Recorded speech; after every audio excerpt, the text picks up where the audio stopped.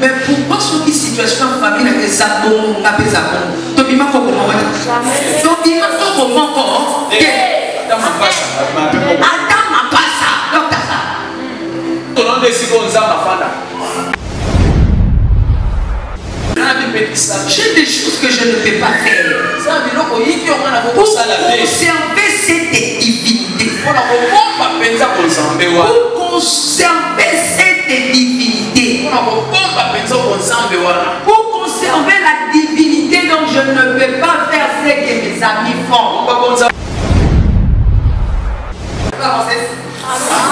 Je vais sauter.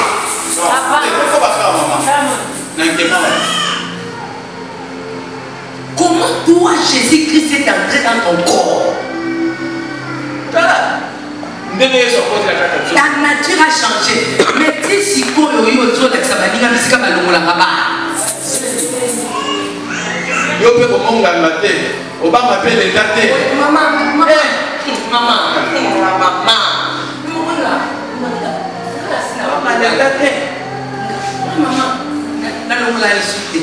non, io non la scelgo, ma come la stessa la classica? Allora. Sono sortendo, sono le pulisama. Ma come il temple du Saint-Esprit? Sono ma cosa di temple del Seigneur. Voilà ma vita dans Parce que Jésus entre dans ton corps. Voilà comment Yesu peut faire dans ton corps. Jésus prend la place. Yesu vient sika. Quand Jésus vient dans ton corps. Non, Yesu est dans ton corps. Ah, il doit voir la construction que lui-même a fait. Qu'est-ce que Jésus va faire? Il va chasser les fantômes. Il y a un mot dans mon numéro de Jésus. On lit pas qui tombe. Et qui est là, mon Jésus.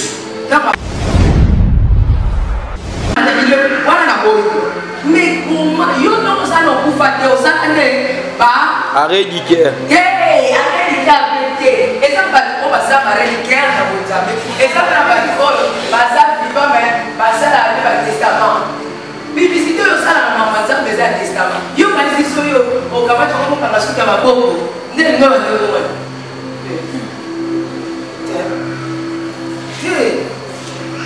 Mutu soko kufi na Mozambe. Il faut bien so batu oyo to kufa kala. Toi la monki la bakufu. Bamba te biso muto azaka na Mozambe za muto aba déconnecté na mukamba boki. Ayi bisu priya moteki. Ayi bisu priya bakwati. Ayi bisu priya. Yes, pas possible. Tipo voilà. Ayi bisu priya pousse. Ayi bisu priya place avec un basket à tête. Aussi si basket et comme il fait ça beaucoup. Ayi bisu ba point ya molilité. Yo ba point nyonso. Oyeba. Wina te yo ye. Oyeba.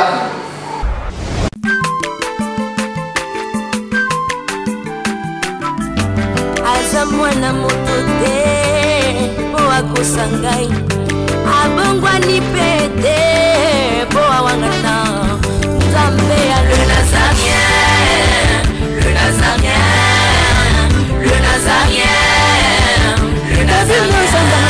Bana kitoko koma mokondima atako babakolaki mafuta na mosakolima lelo ya yo bolingo ebateli le Nazareth lipamboli oyo emonanaka tempeni mama kandi elobi koleke mapapu masopi mafuta tokokisika na elongo na Nzambe oyo babenga na makomi est intitulé les temples. Les temples. Amen, amen. Amen. Les temples. Beaucoup de gens parlent du temple. Ils parlent de temple. Mais parfois on ne comprend pas. Il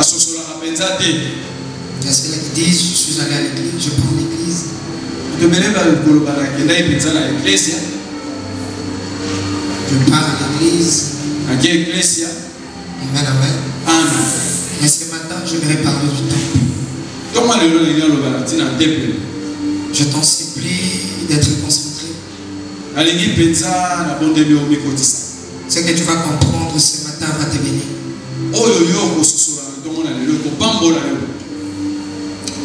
Autour de ce thème cache beaucoup de choses. Il y a beaucoup de choses qui est caché. Ça m'avait vraiment édifié. Ça va aussi t'édifier. J'ai dit à quelqu'un que tu seras édifié ce matin. J'ai dit à quelqu'un que tu seras édifié ce matin. Je prophétise sur la vie de personne. Après le culte de ce matin, la vie d'une personne sera transformée. Tu as toujours l'habitude de venir à l'église pour de parler du temps. Non, tu parles toujours du temple. Mais aujourd'hui, tu vas voir autre dimension du temple. Je dis que tu verras encore, tu vas comprendre encore une autre dimension du temple.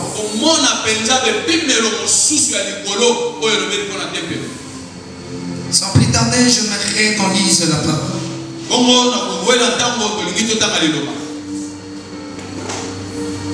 Nous avons des versets principaux.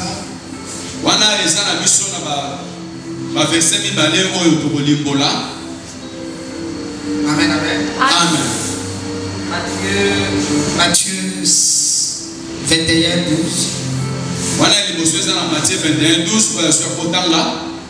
Non, je peux faire la lecture. Matthieu 21. Matthieu 21, 12 à 15. 12 à 15. On peut se tenir debout pour lire la Bible. Qui a sa Bible. Jésus entrant dans les temples de Dieu, il chassa tous ceux qui vendaient et qui achetaient dans le temple. Il renversa les tables des changeurs et les sièges de vendeurs de pigeons. Et il a dit, il est écrit, ma maison sera appelée une maison de prière.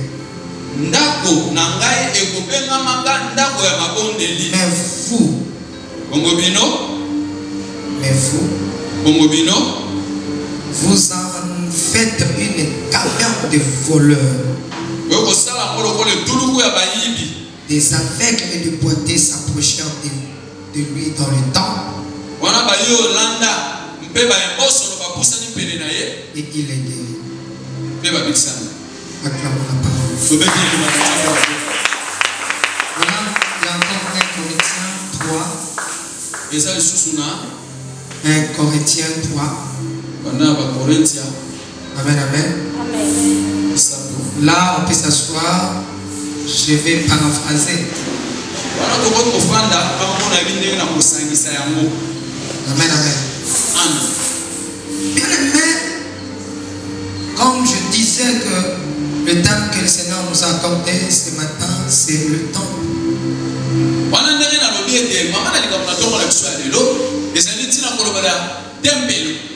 Je vais ce matin être comme une enseignante. Je ne vais pas être une prédicatrice. Amen, amen. Vous savez, par définition,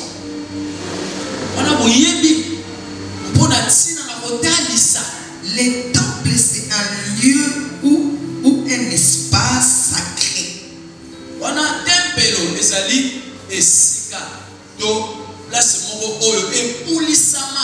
Je dis bien sacré.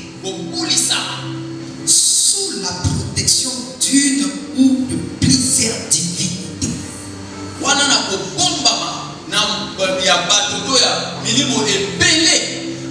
Je parle du temple. Le temple, c'est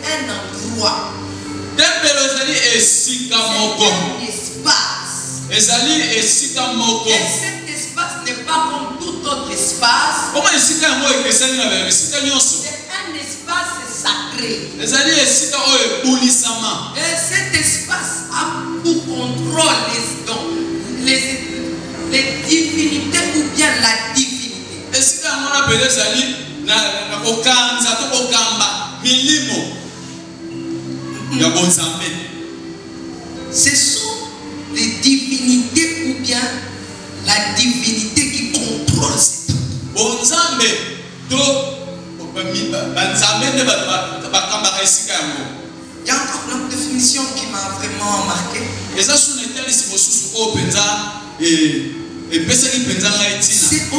un édifice religieux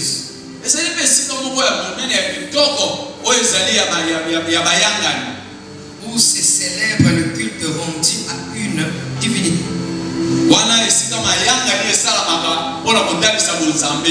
Amen, amen. C'est comme ici. C'est un espace où les chrétiens se réunissent pour rendre culte à leur Dieu. Amen, amen. Alors cette définition m'a beaucoup marqué. Étant donné que le temple c'est un endroit où un espace sacré.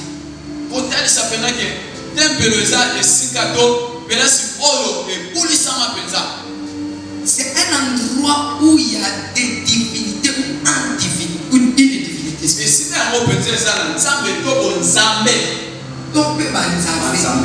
Amen, amen. Mais cet endroit n'est pas n'importe quel endroit. C'est un endroit sacré. Lorsque on parle du sacré, c'est-à-dire, cela revient à dire, il y a des interdits. Amen. Lorsqu'on parle du sacré, c'est qu'il y a les interdits. Là où il y a le sacré, là où il y a le sacré, il y a les interdits. Il y a ce qu'on appelle on ne peut pas toucher. On ne peut pas avancer. Amen, amen. Voilà. C'est le temple. Le temple sacré. Là où il y a la divinité dans le temple, c'est qu'il y a le sacerdoce.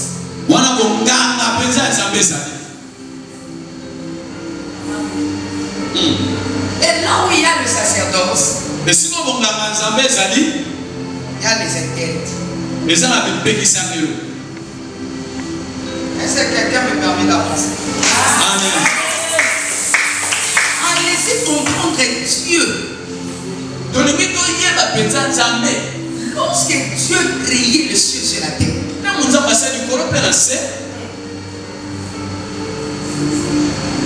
il sépara le ciel de la terre.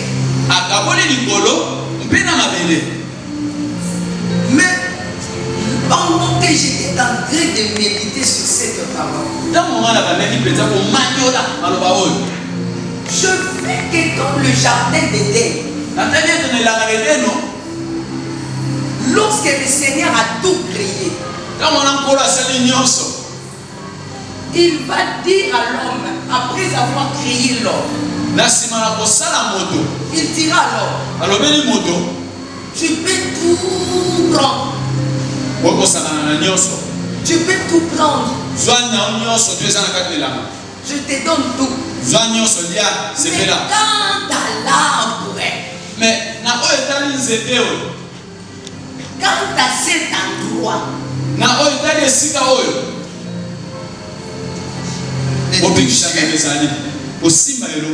ne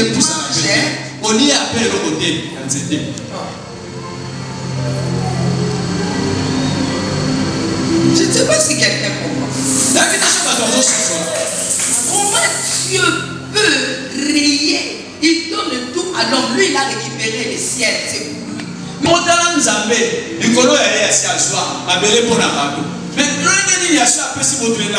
Mais quand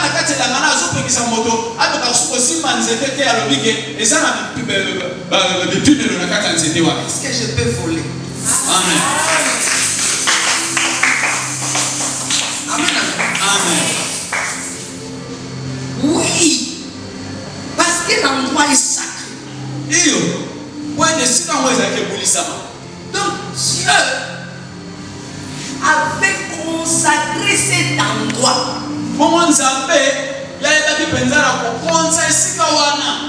Mais si Dieu va consacrer cet endroit, c'était pour qui?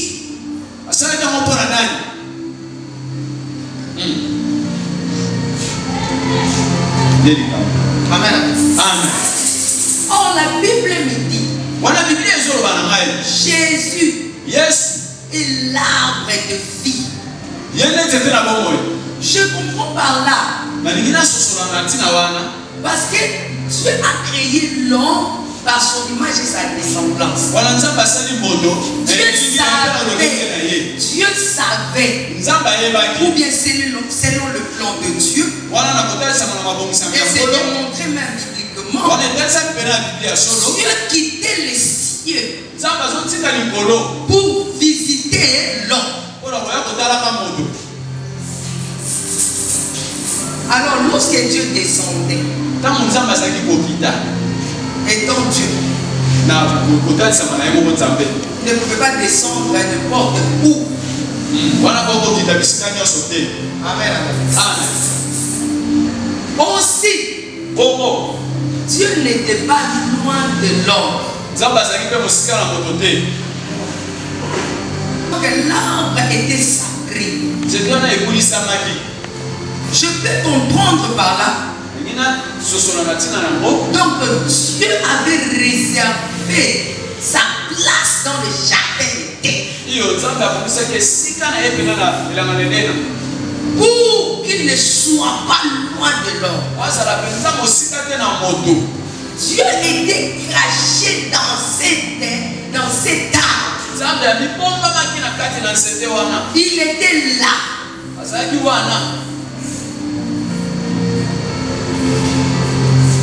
Il dira l'homme de ne pas toucher. Et je me suis posé tant de questions. Après quoi nous connaissons l'histoire de la Bible, l'homme avait mangé l'arbre.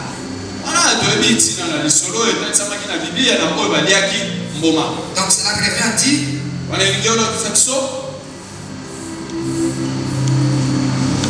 il a touché à l'interdit. Je disais que par rapport à la définition, le temple c'est un endroit, c'est un espace qui est sacré. Mais il y a la divinité qui est dans cet endroit. Et vous allez comprendre que dans les jardins d'Éden, comme je viens de démontrer, qu'il y avait l'arbre qui était là, mais l'arbre était interdit de toucher et de manger. Je démontre que l'endroit était Dieu lui-même qui était là. Mais l'homme est allé, il a avancé, pas seulement avancé, il a touché, pas seulement touché, il a pris aussi, il a mangé.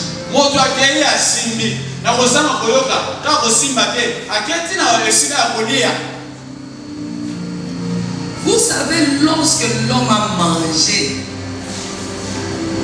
il a pris le fruit de cet arbre. Il mangea.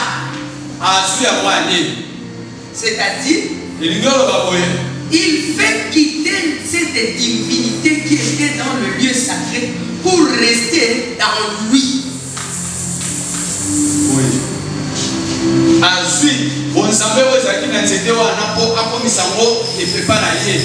Non, je ne sais pas si quelqu'un est en train de comprendre. Est-ce que ça montre moi ce là? Donc il a pris le fruit.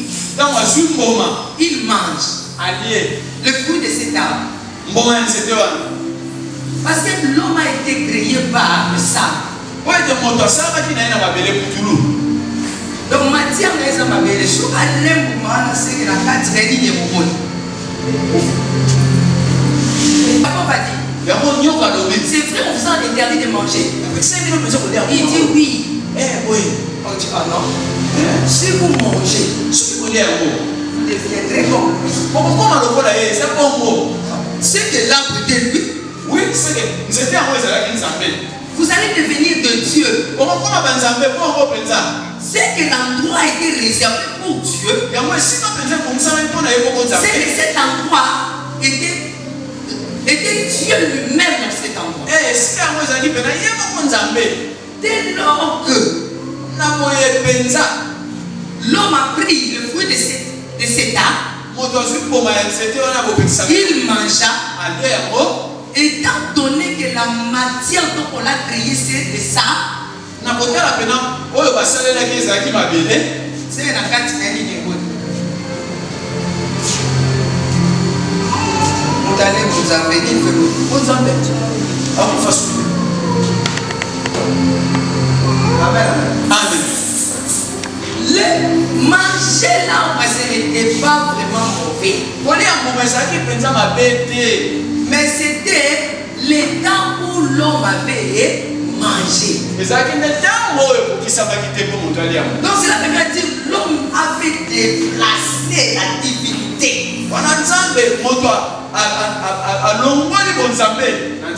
Pour les transportant dans lui. Pas selon la volonté de Dieu lui-même. Mais par sa volonté à lui. C'est ce qu'on appelle la désobéissance. Je ne vois pas Dieu qui est Dieu pouvait mettre le poisson dans les jardins d'Éden qui peut tuer l'homme. Je ne crois pas. Dieu est ton Dieu qui a tout donné à l'homme par son amour, par sa volonté, sa propre volonté. Il pouvait tout créer sur la terre, dans le jardin d'Éden, et réserver un poison qui peut tuer l'homme. Je ne pense pas. Je ne pense pas. Donc je comprends que Dieu s'était caché lui-même dans le jardin d'Éden. Il savait. Autant opportun.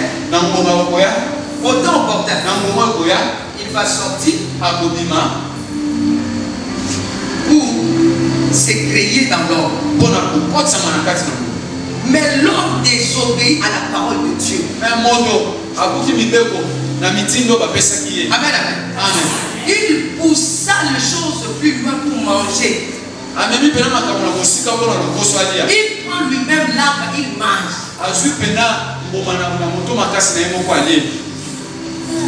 C'est qu'il a créé lui-même il s'est fait créer, il s'est fait une divinité. Je ne sais pas ce que c'est. Tant qu'il y a des mots,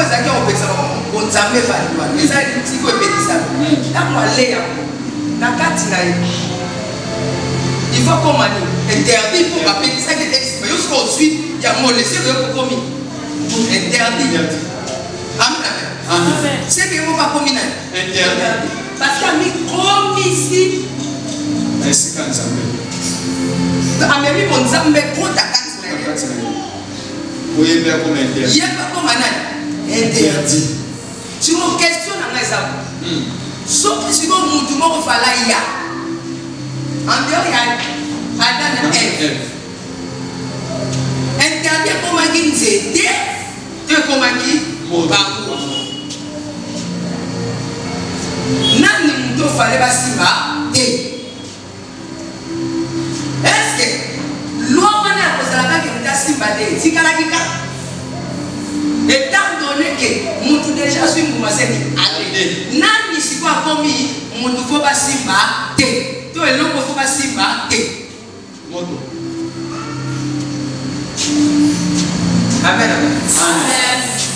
Yango mona mutu akenda ko badama po basimba ye te bamona ye te baluka ye te banyama bamona ye te akomina interdit.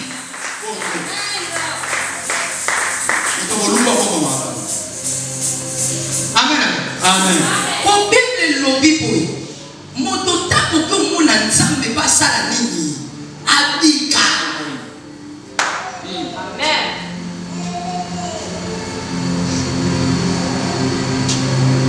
Nsoka nde muntu soki olongoli bilamba soki okomi mutu ya liboma tobalangana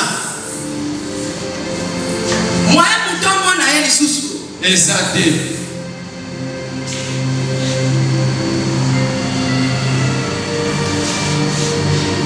Amen.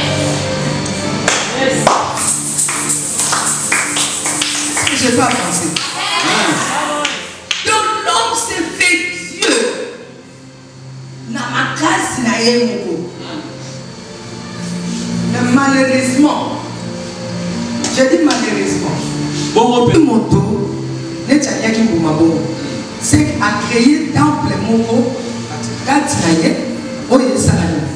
Ezofandisa divinité wana. Donc nzambe komi kopela kati na ye. C'est à Tongi, espace moko kati na ye pour nzambe sani. Efa. Ce que l'on a tana ne peut pas quitter. Yango mona muta ko contenir o nzambe wana. Atonga temple oyo na ba matériel moko. Non, exactement, mais ailleurs va dire au Tchad et l'autre donc il a créé un temple oyo avec une construction dans un monde qui ça le matin. On a fait la place à porte. À cette porte la place il y a. Pour éviter. Donc c'est la fin de le problème de Dieu était que l'homme a désobéi, il n'a pas fait manger. Moi je ne pense pas que c'était un problème. Mais la manière dont il a fait la chose, c'est ça le problème. Moto penza qui me beko, on y a l'intimité. Mais le lègue y a salé à mon délit comme vous avez. Donc Dieu pouvait trouver qu'à son tour il y a mon zamati c'est ma colonne on est dans mon zamaso le bateau. Alors il dit donc il y a mon ezala oui. Ezala oui coudé. Ezala à son père ça l'égé. Alors lègue c'est ça. Otonga arche parce que la arche aussi na kati nango temple ezala. Parce que dans l'arche ezala qui fait na interdit. Mutu nyonso te mutu akokai kosali kokota na kati. Bongo. Est-ce que je peux montrer? C'est bien comment? Très bien. Amen. Amen. Là aussi il y avait les interdits. Donc je comprends par là que l'homme a construit un temple où ezanga mutu na makolo. Ototongi na ye bena kibudi. Kibudi, c'est ça que Dieu te bénisse. Amen.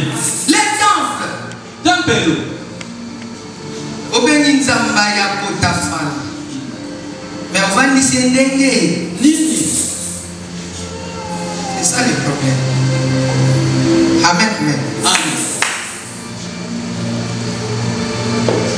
Quand l'homme mange le fruit de l'arbre,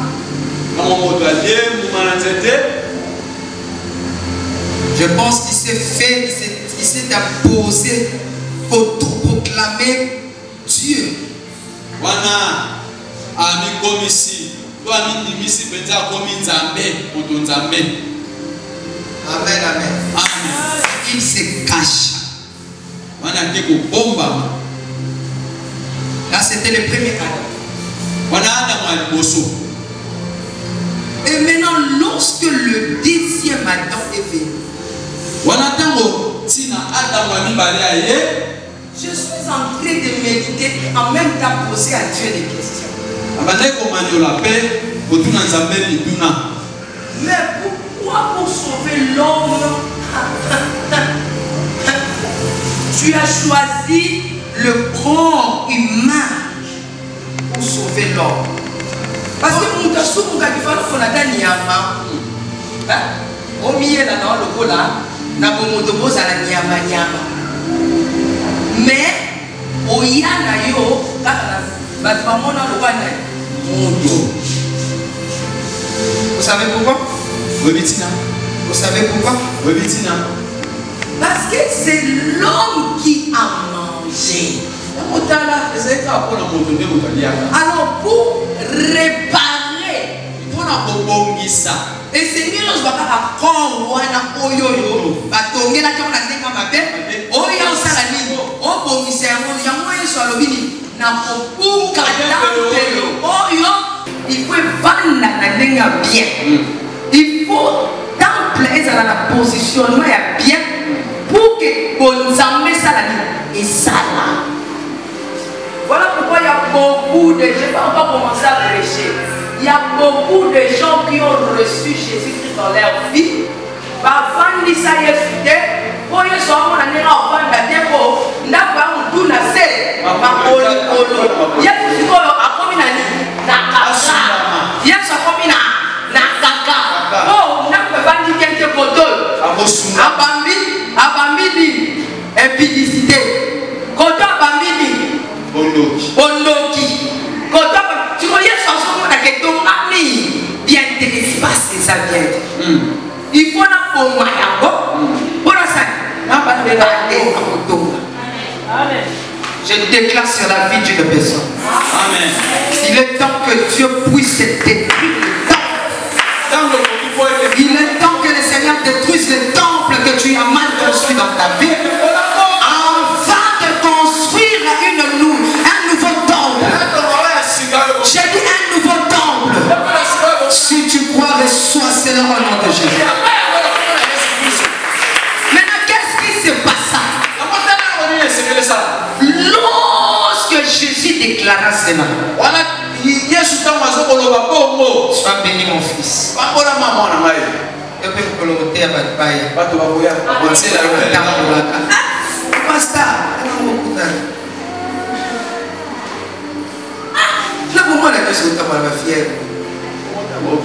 Amen, amen. Je suis en train de dire, lorsque maintenant Jésus dira que je vais reconstruire cet temple dans 3 ans,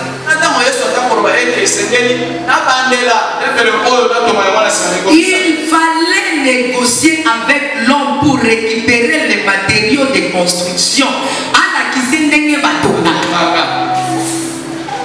Yango mona mukolo Yesu akufa mutu ye moko mutu ayaka na dina mabaya na banini na basete.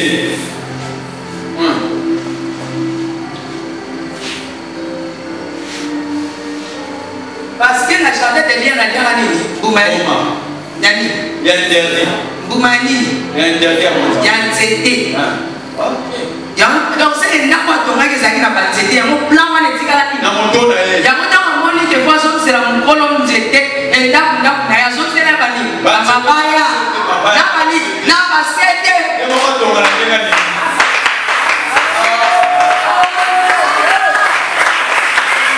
Muta comprendre que il y a la jardin de lien na joie kanini nzete awa yo kosenga bomoto na pesa yo ni nzete fala pesa basel parce que il y a comme condition na ça c'est fala pesa basel a pesa c'est te point pour Yesu asalamaki ayaki lo kwa muntu me na matière ya mwasi na mobali.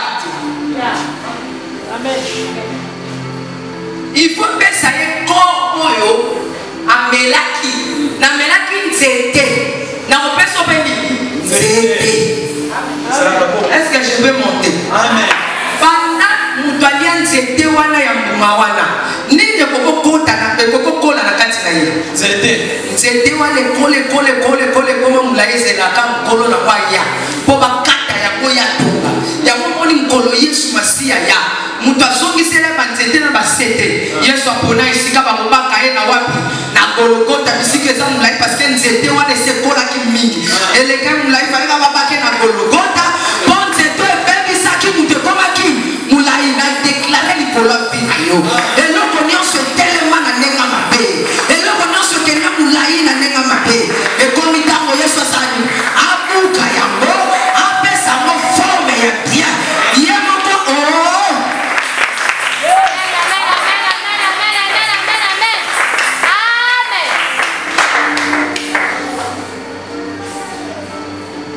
Est-ce que je peux monter?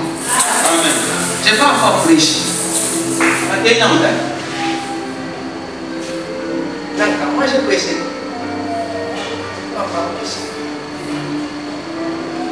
L'homme a remis les matériaux. Moto azongisi biloko oyo batongelaka. Oyo nga naliaki yango oyo naye kozongisela yo. Yango ozomona ntango batuni mutu to pesa bino bana basi oyo nanyobola bino ntango molai. Ala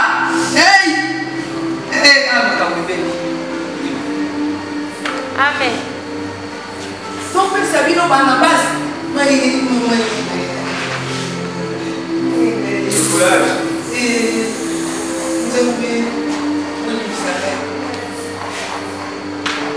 Si tu dis après, j'avance. Zaka allait passer vivement. Donc, ça vient au Barnabas.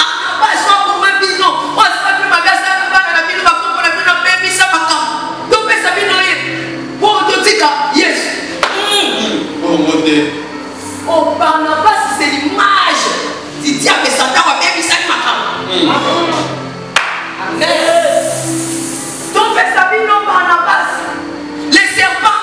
On vous a pas les jardins de Dieu. Après ma bino. Après ça, ma bino. Après ma bino. Le jardin de Dieu ici. Serpent. Il y a des moutons qui ont été pour et par construction, ça va m'arriver. Surtout parce que tout le monde, donc, ça vient au yé. Il y a un bébé qui m'a la jardin de terre. Il y a un ça qui m'a parce que Barnabas, c'est l'image du diable. Il y a un bébé qui m'a parce que le père du mensonge, c'est qui? Parce que Barnabas a moment. Qui est le tueur? Parce que Kaïba, elle me dit, le père du mensonge, c'est le diable. On a pas de dans le coup de mon amour. Alors nous sommes à faire la kacha Barnabas, la kacha Yoka. Donc pesa biloye, au botika Yesu, on t'habite, donc tu es. Pourquoi on t'y a Barnabas n'a pas fait ça. Pourquoi on t'y a parce que nous t'avons comment la qualité c'est polémique. Et ça Barnabas c'est un colon jeté au thé. Il y a pas y a qui catholique qui n'a rien. Le boy a dit qu'on t'y a jeté pour Cana. Il y a pour la nana jeté n'a rien. Mais biso, mutoto soit qui jeté à rejoindre jeté n'a rien. Biso toto va na biso ma belle.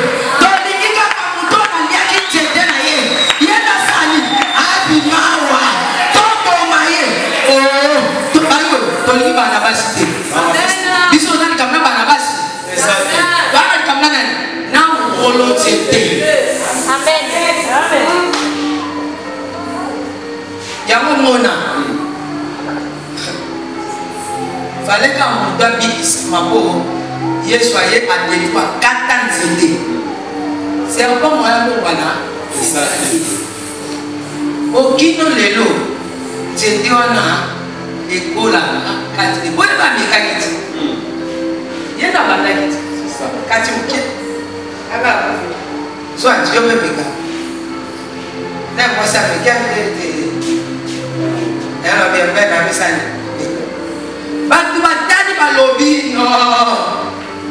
Ah, j'ai une question que j'ai demandé à Dieu. Mais comment est-ce que Jean-Baptiste, Jean-Baptiste, on l'a battu.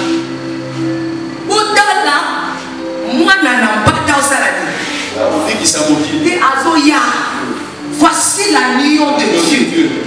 À la question de Nyama. Batu bakanga na mutute ke waza amutute. Wele bino mwana sio bino amutu. Batu bakanga bateke ko ba timo waza mutute aza Nyama. Mais mukolo balota ba bimisa Barnabas. Na Yesu ko kone, ba ko boni mutu. Chance yo mona Nyama.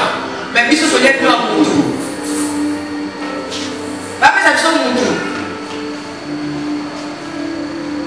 Est-ce que je peux monter?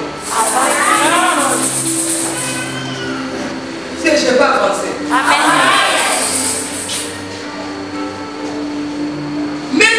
Écoutez, lorsque Jésus a détruit les temples, a reconstruit Yahoo.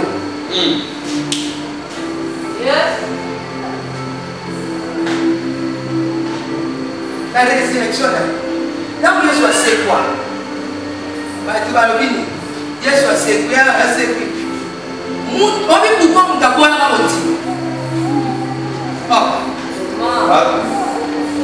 C'est là. Moi, si vous avez ça, à mon avis, il va m'amasser. Oh, moi, si vous avez ça, il va m'amasser. Ayaka. Ibani. Si vous avez fait ça, il va m'amasser.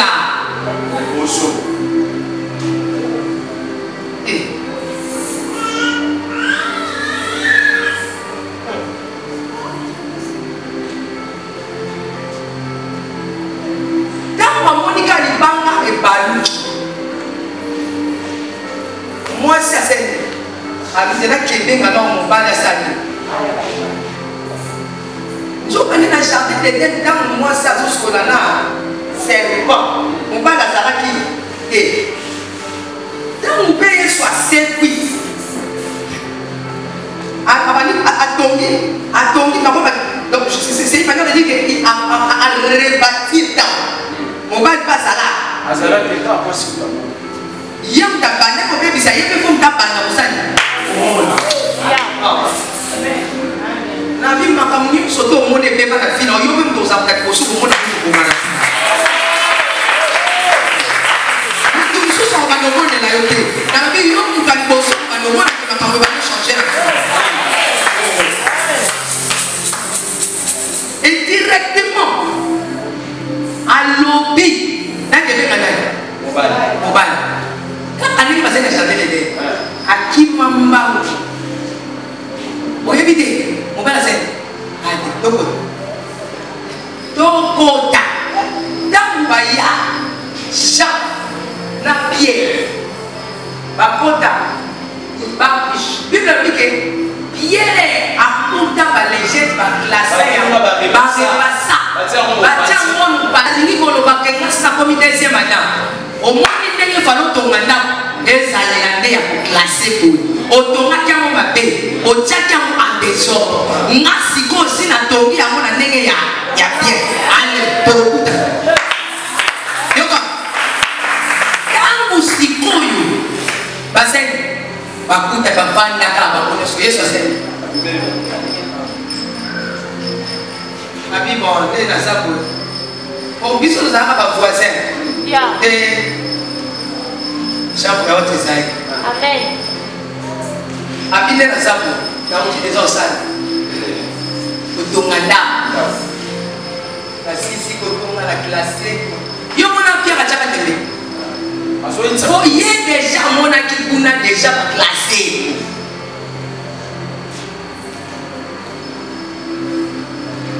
Une question. L'Ibama pourquoi fallait ça là? Rouler. Est-ce qu'elle soit bien à la porte?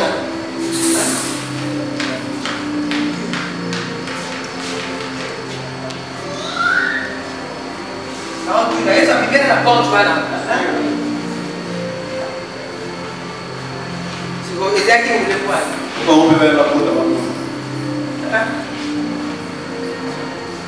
Ici, quand on va Boukaki, les Tobomaki, à Bissika Wana, Amobima, Obama. Exactement, je vous l'explique. Ah, ouais, le Tobolaki. Mais Bissika Wana, Imeli, Owe Bate, dans le dos tout seul, la Bissika Wana, dans le dos tout seul, la Bissika Wana, Yoka, Bama n'a pas les poussées, Zali, Bama n'a pas les poussées,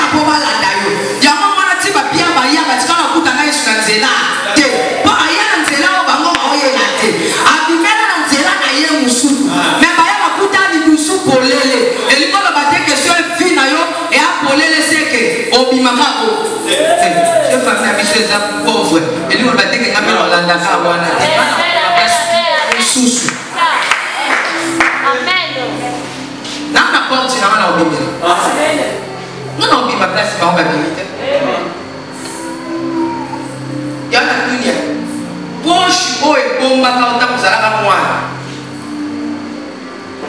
Avec un mot coco. Hein? Coco, hein? Dans le bimanga, coco, tu as la carte. Babel là, on va passer. C'est un peu Amen. mais pourquoi sur qui situation en famille avec Zabon, avec Zabon, Tobima comment Tobima comment Adam n'a pas ça. J'étais en train de dire, lorsque Jésus apparaît,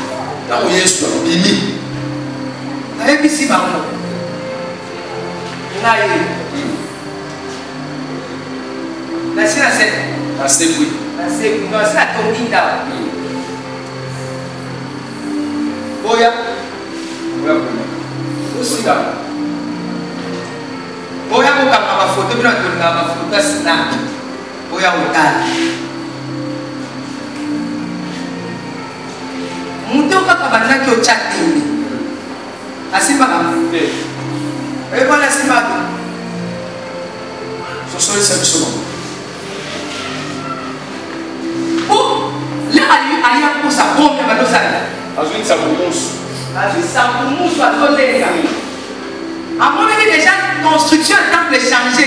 Et son qui n'a été brite n'a il y a interdit au poteau Simba. Et comme on dit sacré. Au poteau Simba, on dit Simba est là. La lobby, la tombe, les gens préquillent ça, les gens. Ozobima ne da brite nenge zapasa lela. Ozobima intouchable devant le sorcier. Ozobima intouchable devant les occultistes. Pour construction et à temple de Jérusalem. Et changer en nom de Jésus. Problème les pas dans le nouveau opé sa matériau au soir. Au soir. Quand il pense à la autre qui n'a pas payé. Le problème est ça la vie à moi. Au bout au ça mais dans la Bible dit ceci, on a lu. Voilà, la Bible est très simple. Pendant quelques minutes, je vais prêcher. Donnez-moi 10 minutes, je vais prêcher. Jésus entra dans le temple. Nous sommes dans Matthieu 20. 21, 12.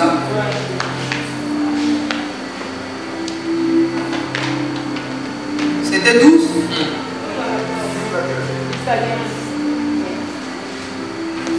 Oh, Matthieu, moi je suis dans Acte, excusez-moi. Matthieu 21. La Bible dit, Jésus entrant dans le temple. Le temple de Dieu. Il chassa tous ceux qui vendaient. Moi j'ai posé la question ce soir à Dieu. Comment vous pouvez parler du temple sans pour autant donner le nom de ce temple?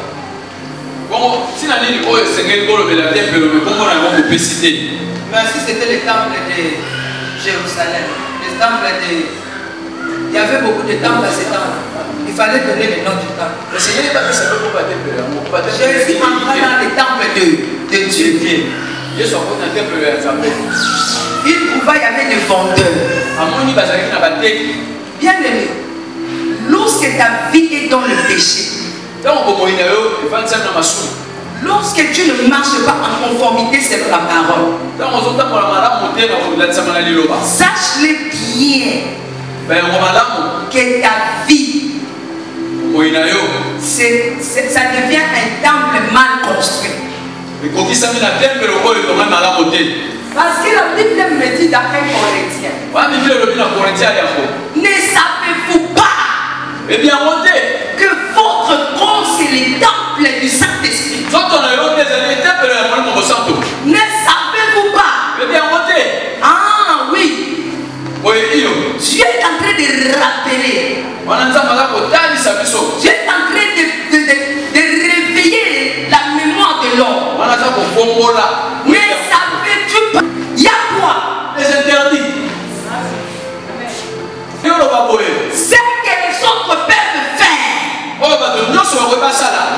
ne peux pas faire. Parce qu'il y a les interdits. C'est parce que tu ne sais pas que ton corps c'est là où tu habites.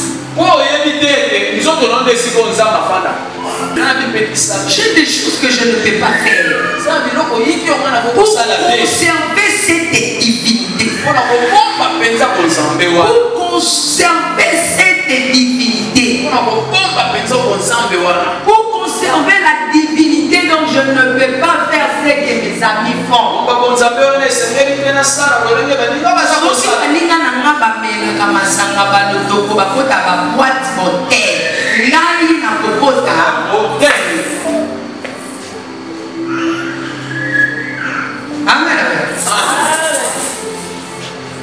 Mais lorsque le Seigneur Jésus entra, on dit que Jésus entra dans le temple. C'est ainsi que la Bible me dit, Jésus est en train de dire, je me tiens devant ta porte. Et là, je suis en train de toquer. Je frappe. Si tu ouvres, j'entrerai. Quand je vais entrer, je vais faire quoi? Je vais manger, souper. Je vais faire quoi? Souper avec toi. Je vais déjeuner avec toi. Oh, déjeuner, ça biloko ya dongo. Et biloko ya dongo, on va aller à Kaposala. Pourquoi ils sont pas dans la dongo? Ah, parce qu'il est le soleil levant du matin. Aïe, point de sa fille, na dongo parce que na tout déjà va baby ça. Na molili do ba baby ça qui ya lié à Koti. Da Koti azungi si compteur à 0 na dongo. Ko osala ni papa ne ko kolia na yo. Da kuye so Koti na côté maintenant il va que c'est sous yote. Voilà pourquoi la Bible me dit si je vis ce n'est plus moi mais c'est Christ qui vit en moi. So quand Yesu azali nzambe. Donc azali divinité. Et puis quand pas de so ka Koti na nzoto na ngat bonzambe muteseni e Koti. Na koki kotambola mitambolela te. Na comprendre ka te yo yamba Yesu mais comment ozo ba ke Yesu ndavana na nzoto no meti lelo osana ba facture te. Amen. Amen. Zana kema.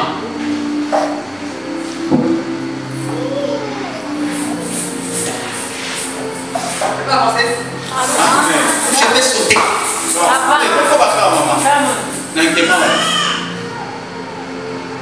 Comment toi, Jésus-Christ, est entré dans ton corps? Ta nature a changé. Mais si quoi yo yo zo da sabaninga misika balongola baba. Yo pe ko monga mate. Obama pe le date. Maman.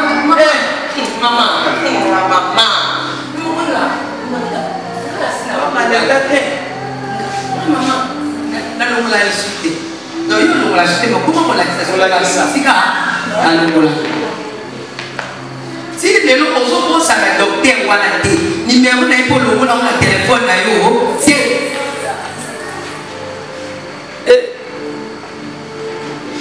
ko sauter comment kisi wana ti le lo ozo na yango te bona e ko kuma pe na marché uyunga. Si je vis, yo le veux combattre. Na ko mwana yana. C'est que nous autres comme temple yana. C'est pour ça que il faut pas que na komi intouchable sacré. Nous autres maman attaque pour pesa nous autres dans la campagne pour pesa nous autres. Pour yo komi sacré, yo so porter divinité. Maman, on peut pas y mettre dans la même pour y aller. Pour au point na muntu oyo azo porter ba temple ya diable ba divinité ya kokiba azana kati na yebo satana tango yo kwenda ye ba bisangisi kindoki ya mweza ba tusuba ba kuma ba ndoki conscient Ayo moko ala kape ala pa non kaka est-ce que je peux pas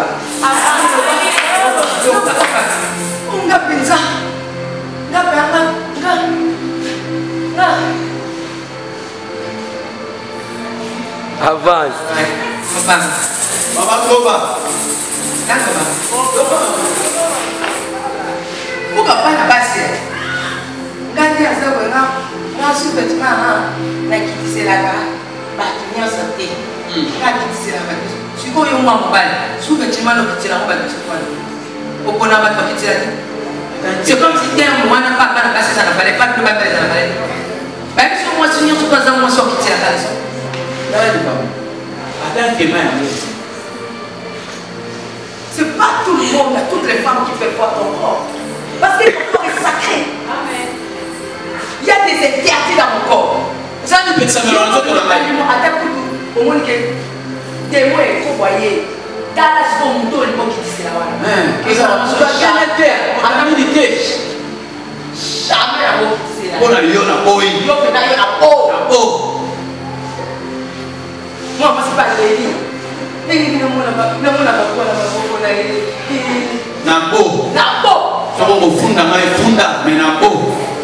C'est pas toutes les femmes. Ton corps est sacré. Mon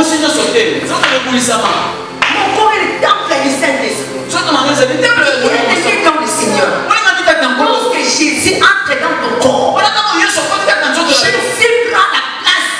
Quand Jésus vient dans ton corps, il doit voir la construction que lui-même a fait. Qu'est-ce que Jésus va faire? Il va chasser les fantômes. Il y a un mot dans mon numéro de Yesuya. On lit pas qui tombe. Et qui est là, Nana Bengala Gama. Yesu. Dans ma potiation, on lit pas qui tombe. Ah, il y a peut-être pas à vendre. Tu as des Bibles sur les Bibles. Moi, moi, je suis dans mon livre, il y a Python. À prophétiser la profit, il y a disciple. À prophétiser pour la bénéfice, il y a il y a Banzambe pour Balanda qui sont dans la vie. Donc, ça, les gens qui sont comitants, on peut se faire prophétiser pour ça. On le va faire prophétiser.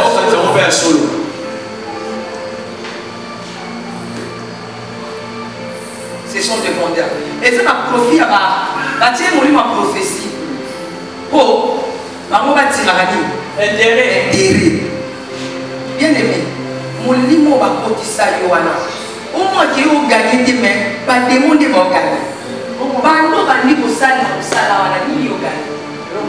Et ça, donc, au moins, qui est fini, donc, il y a une bonne et là, dit ça, il y a un pouta. Sur la tour, il y a un la qui s'en a brevet pour la paix, ça y a un bon moment à la suite dans le brevet. Tu es si beau, ça va brevet à la cause. Et ça, tu as devenu champion dans le cause. Mais pourquoi tu regardes des mecs ça? Et ça, le bénéfice, non? Et ça, le bénéfice, il y a Satan, il y a des démons. Toi, ton corps est le temple du Saint-Esprit. Lorsque Jésus entre dans ton corps, dans ta vie, viens de mettre en Seigneur. J'ai des choses devant Dieu. La première des choses qu'on doit détecter que mon toit bon, il faut un coup. Bon,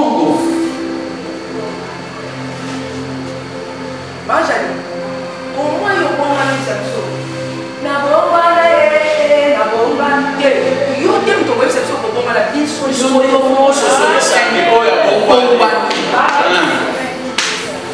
yo quand c'est surtout que l'évangélisation ne peut pas bon dans mon année on va évangéliser mal bien on va tout évangéliser OK ben on peut dire évangéliser qui va dans moi à l'objet de votre Jésus mais na mutema asili kana ola tunabokanga kuna mkolwana alakisa mo batula mitema ko batubaya bilo ukisi bila koloba malakito mama notre église maman vient mais yetu aso ba Jésus est bon na mutema oya ni pas kola ko déjà oya te fini ko bate lelo ko kenyo Christ yo kanisi ke soki yo aux intercessions, les gens qui ont compris. Oh, ça peut être une température. Parce que mon thermomètre est en fait pas bon. voilà na boy. Mais comment yo non ça non pour faire de ça ba arrêt du cœur. Hey, arrêt du cœur. Et ça va on va ça arrêt du cœur na bonzambe. Et ça va ba ça vivant mais ba ça la le testament. Bibisito yo sala na mamanza mbeza testament. Yo kanisi so yo o kamata ko kanga suka maboko. Ndele ngoma ndio.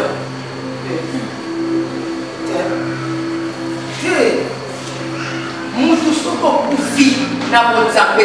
Il faut bien so batu oyo to kufa kala. To ala mokila ba kufu. Ba mate biso mutu asaka na bonzambe za mutu aba déconnecter na mukamba mokili. Aye biso priya moteki. Aye biso priya ba kwati. Aye biso priya. Yes, ba ko siko. Tipo voilà. Aye biso priya pousse. Aye biso priya place avec un basket à aussi si basket et comme place à vous.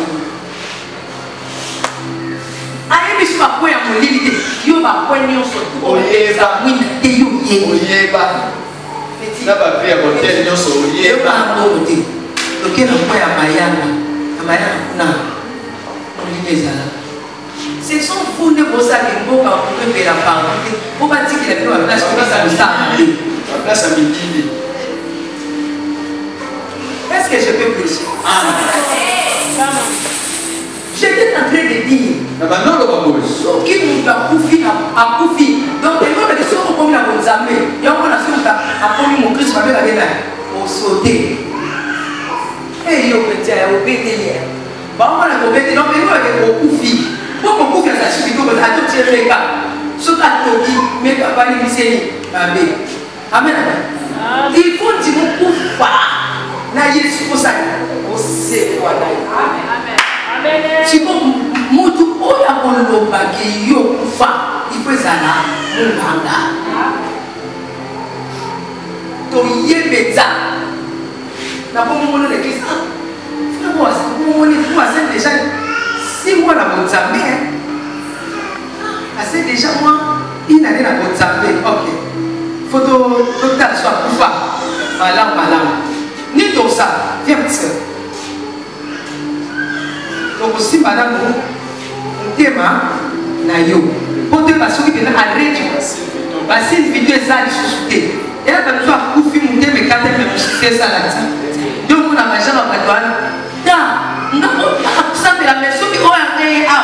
On a gagné un. Dans la parole, on a su moutier. Et non, quand tu moutier, mais quand tu me moussis ça, et quand tu es bien, ça va. Il faut donc mes capacités de lion. Et là, quand tu me vas pouvoir me mettre sur la boue. Il y a un peu de bon, mais mis sur la passée. Au coup, il faut que tu sois au talent, tu as pu faire ta main. Je suis un peu ce pour moi. Mais ça va besoin de gagner. Au gagner, là-bas. On va pas. Au gagner, pas. Ça n'a pas été parce que tu as quand la département. Et c'est aux enfants qui te prennent. La Bible, c'est l'envoyé. Dans mon son, nous gagnons. Amen. L'issue, pasteur, en salle, les accords, sur ta chaîne, il y a protocole. L'issue, nous sommes pasteur en salle, il y a Gohan. Mais non, non, la frère. Sur l'issue, pasteur en salle, comme ça, on continue une session. C'est aux amateurs, t'as bien. Ce sont les corps évangéliques. Ça, c'est vraiment un corps évangélique. Bon, le corps évangélique, des chambres de salon. Si un petit gars là, vous pouvez se mouler. Oh, il doit aller pour un blé. C'est quoi? Si tu as un blé, après on a fait des gays. Tu peux passer par frère, tu peux monter à la base, pas qu'à passer. C'est la bonne compte. Aux autres, des gars qu'on est ni parti ni. Parti ni, oh, il y a des chambres de salon. Amen. Amen. Biso ya foto lo ba kokufi. Et ça va tout sous. A kofi ma ça. En toka. On doit pas mbani solo. Nous sommes pas solo. Il y a péché. A comprendre quoi église mais solo né. Solo to yo te. Sur la maquapa. Amen. Amen. Tout le monde toka solo. Solo moyibi, solo moyibi. Solo moyibi ateka mayibi aboma bantu solo azokele ba mama na ko pete ngai. Tapé dans la passe. Asuta ba la passa moyibi. Solo.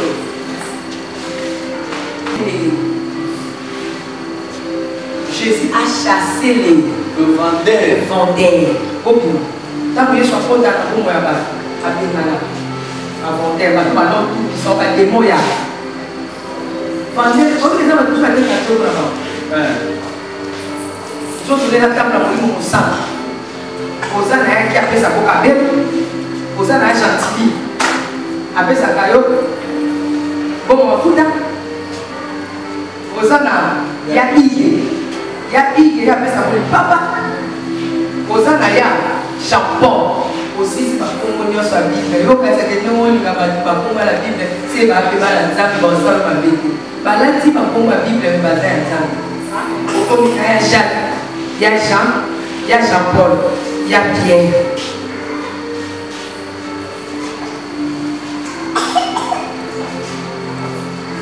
Mais, avec les saints, les petits cafés pour ça là.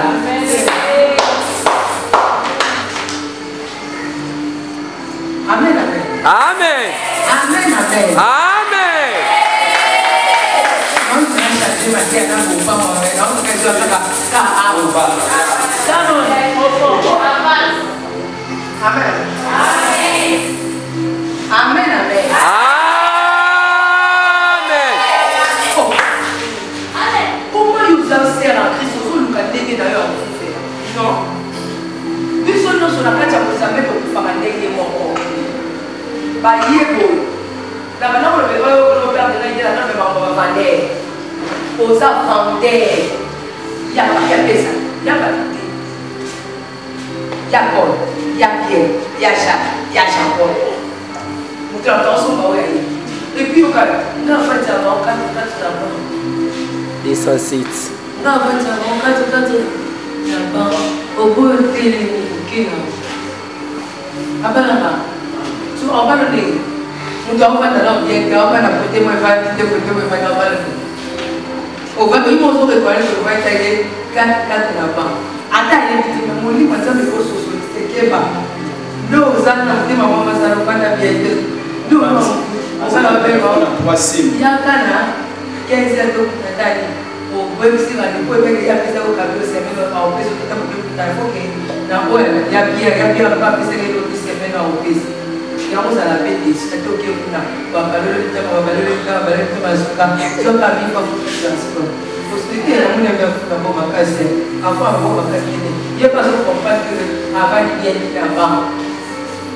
Des sensites à zone. La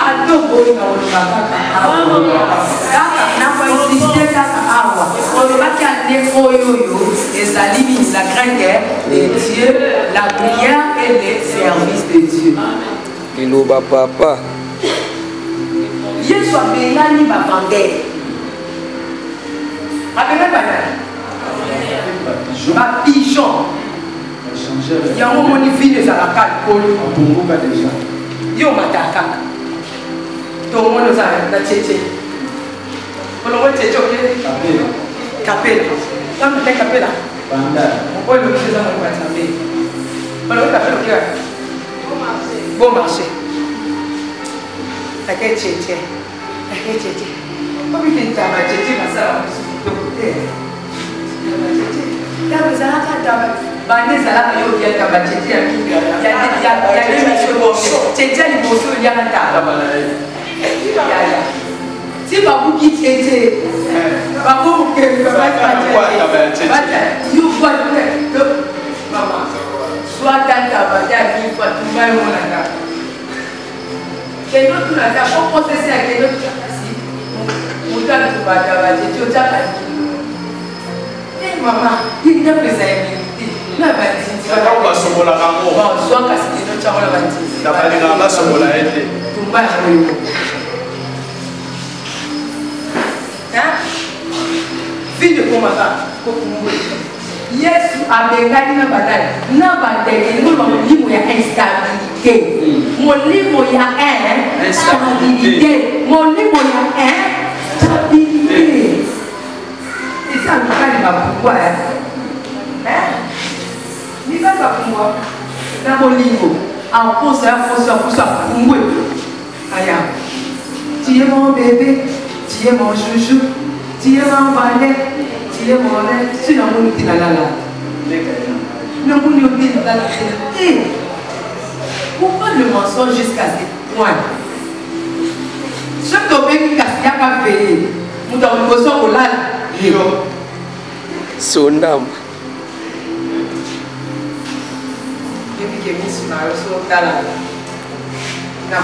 Après, tu as fait. Oui, tu me fais pas poser la vie. Comment vivre?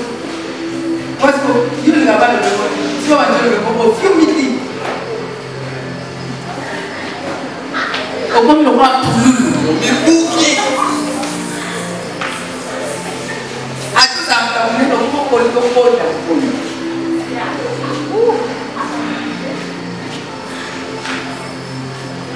pas pour se faire en temps.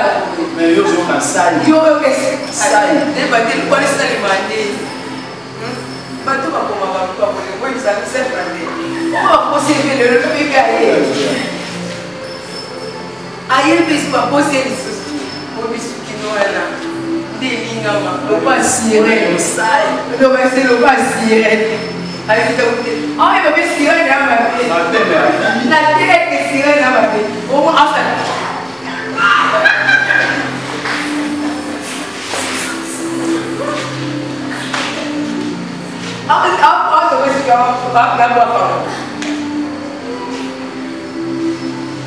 réponds-toi. Réponds-toi. Je dis réponds-toi. Amen. Construction, il y a temple. Ce qui va nous aider, va limiter, soit bien dans la vendeur. Il va que vous et vous allez là-bas, des guiwanes. Des guiwanes. Donc, moi, je vais te dire à Congo. Nous avons nos sammes, nous avons nos sammes, nous avons l'autre. On nous a l'autre, tika ma soumou. On nous a l'autre, quand on a vidé les prières. On nous a l'autre, ça n'est là. Amen. Amen.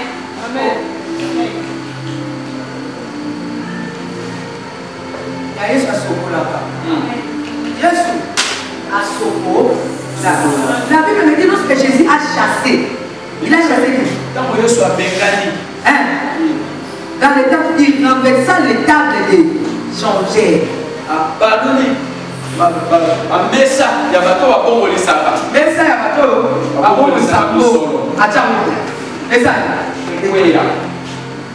Mesa la mibali basi au tamwana bango. Surtout beaucoup plus les femmes subissent beaucoup. Voilà pourquoi je m'enquête sur les femmes. Et ça, c'est pas si belle. Fille, non, ça là déjà, il change. Va changer un peu. Nicolas va changer. Va tout va avec toi là-bas. Ensuite, il y a toi là-haut. A dit qu'il y a au dit qu'il y a là. Pendant que maman va là, nous n'avons pas de la soutien. Combien de mécas? On m'a compliqué un pardon. On va changer ma photo. On va voir.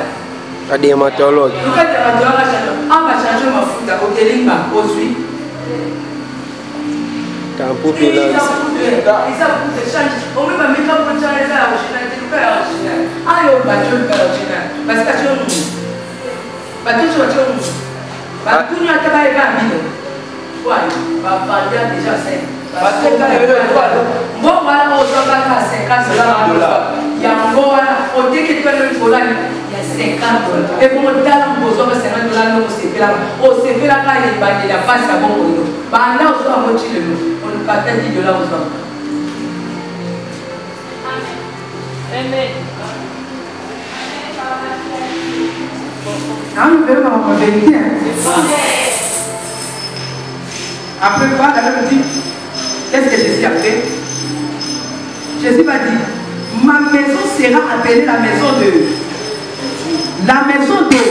Dieu. Faut lire. Ma maison Éternel. Les prières. Ma maison sera appelée la maison de prière. Sauf que au moins la qui vient à Sababini. Salabo, il y a eu temple, il y a le sambo. Puis nous commissions au temple de la tête, n'a pas vendeur, n'a pas changé. Il y a un mot bonsoir. La dame qui c'est Yoniki. Au Tika Sipolo, Yonena. Le bas n'a pas Yonena. Mais vous en avez fait une caverne de voleurs. Des aveugles, écoutez maintenant. Lorsque Jésus a fini de faire ça, des aveugles et des boiteux s'approchèrent de lui dans le temple et il est guéri. On a des bons sommes. Là, il y a des poussées de pénéraé. Il y a des métants qui vont vendre dans la chasse à Baké. Il y a ce qui va au monde. Ici, quand on est dans la ville à Seine. Surtout comment il y a fait la Seine. Surtout que ça dit dans mon lit, moi, pauvreté.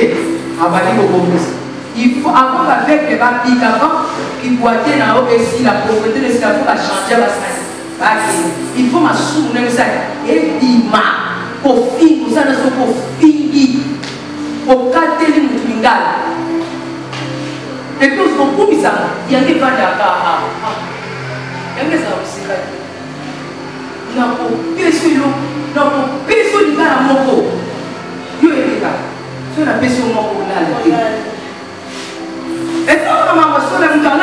des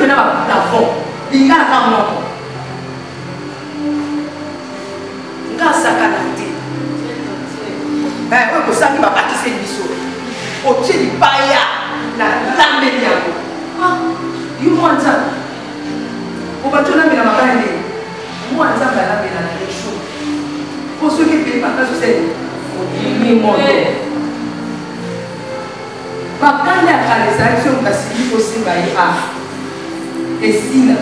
mais comment il y a eu si le lot aussi m'a pas à la pratique au cannabis là et qui comment moi dire aux silica aux soleils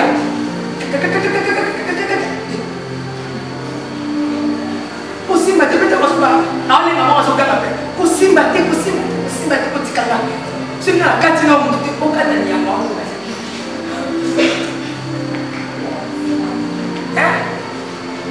amen amen autorité kakawana est-ce que votre mari veut moi ça pour évangélisation bien on va nous ça quoi la musique aux arabes bah moi ne parle pas beaucoup femme il y a Irène il y a nos enfants matata pas tu vas comprendre pas au fil là à son disate ça bien nous comment ça et ça de avec ça pas de bon il est nous pour ça de quoi ça c'est la salle de chez pour que visiter qui s'est nourri tout ça ma fiche à toper ça pas de baya au petit mouchoir ça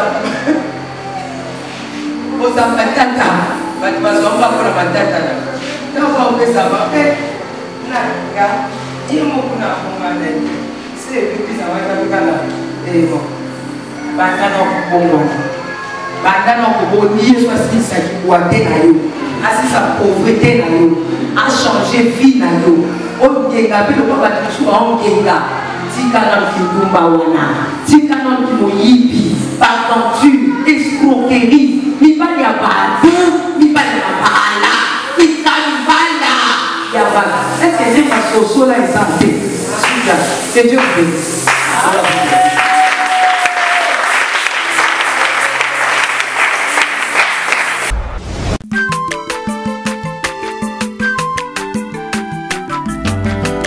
Mwana moto te po akosangai abongwani pete po awangata Nzambe ya le Nazarien le Nazarien le Nazarien le Nazarien bana kitoko koma mokondima atako babakolaki mafuta na mosakolima lelo ya yo bolingo ebateli le Nazareth lipamboli oyo emonanaka tempeni mama kanti elobi